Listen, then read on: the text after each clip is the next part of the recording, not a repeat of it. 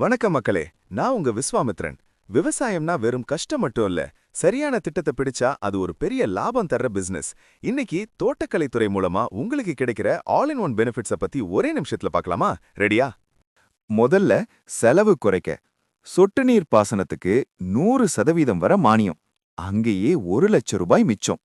இயந்திரங்கள் வாங்க 40ல இருந்து 50% மானியம்.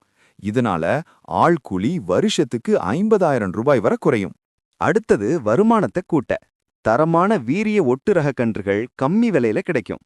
பசுமை குடிலமைக்க 50% மானியம். இதுல வருஷம் முழுக்க சீசன் பார்க்காம சாகுபடி செஞ்சு லட்சக்கணக்கில் லாபம் பார்க்கலாம்.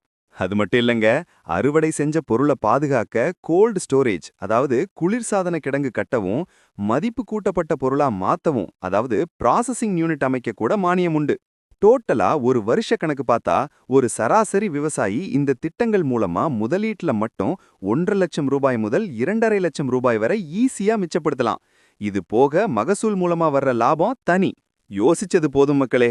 உடனே உழவன் ஆப்ப தட்டுங்க, இல்லனா உங்க ஏரியா தோட்டக்கலை அலுவலகத்துக்கு ஒரு விசிட் அடிங்க.